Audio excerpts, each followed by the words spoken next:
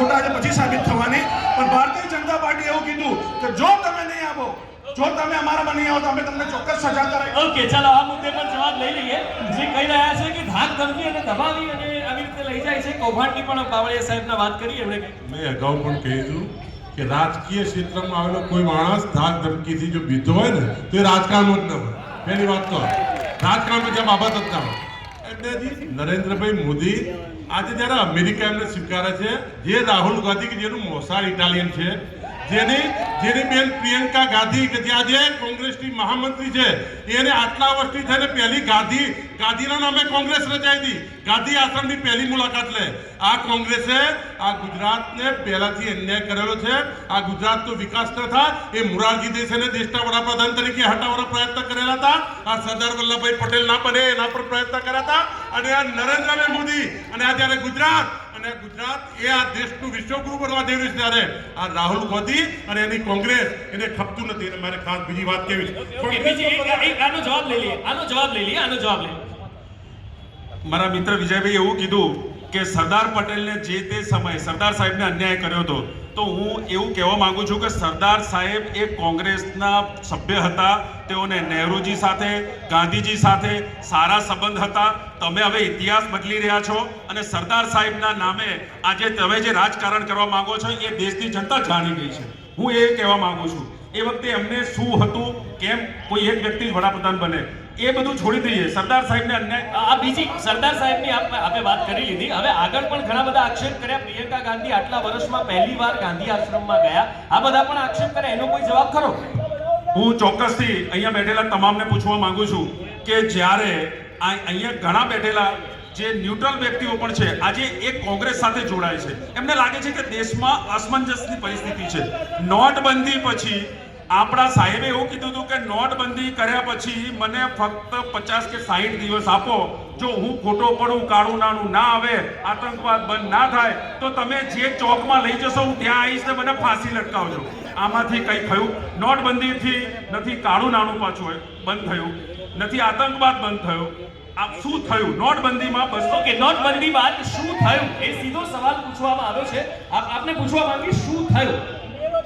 નોટબંધી બાદ સૌથી વધારે તકલીફ તો પહેલી કોંગ્રેસને જ પડી છે.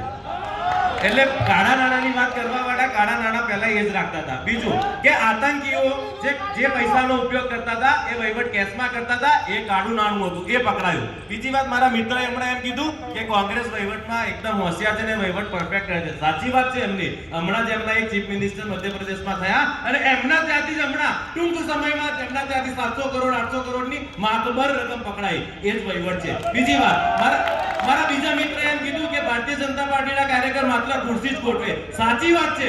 ભારતીય જનતા પાર્ટીનો કાર્યકર ગ્રાઉન્ડ લેવલનો છે, એ પાયામાંથી જ કામ કરશે. એનું મજબૂત ઉદાહરણ નરેન્દ્રભાઈ છે. બીજી વાત કે એ કહે છે કે એ ખુરશીઓ ગોઠવે, અને હું કહેવા માંગુ છું અને એમને જે કોંગ્રેસની અંદર હાર્દિકને ઝડપથી એમને જે કોંગ્રેસને હાર્દિકને રાખ્યો છે એને 600 કરોડનું ગુજરાતને નુકસાન આપ્યું છે. ઓકે, કોણ જવાબ આપવા માંગશે? આ બાજુથી એક ભાઈ છે, એમની પાસે આવવા માંગુ છું. શું કહેવા માંગુ છું? ખૂબ ઝડપથી આપની પાસે આવી જાઉં. જી, જીએમડીસીમાં 6 વાગ્યા સુધી શાંતિની રેલી પતી ગઈ હતી.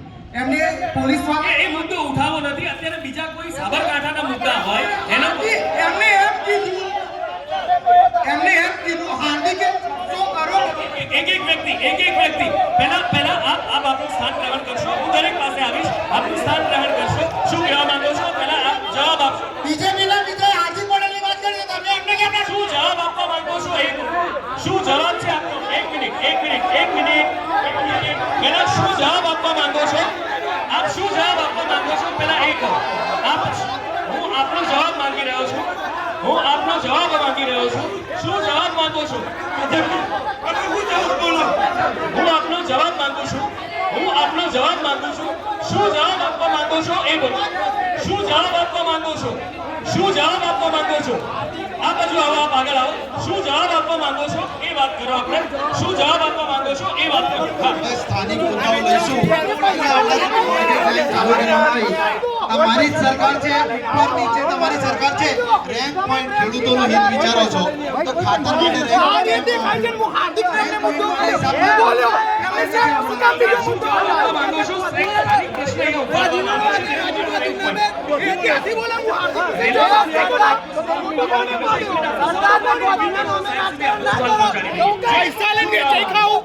ખેડૂતો માટે ખાતરનો રેક પોઈન્ટ અહીંયા લાવી શકતા હતા તો કેમ ના લાવ્યા? ઓકે, ખેડૂતો માટે ખાતરના રેક પોઈન્ટની વાત કરી રહ્યા છે. હજુ મિત્ર મારા મિત્રની અનસમજણ છે.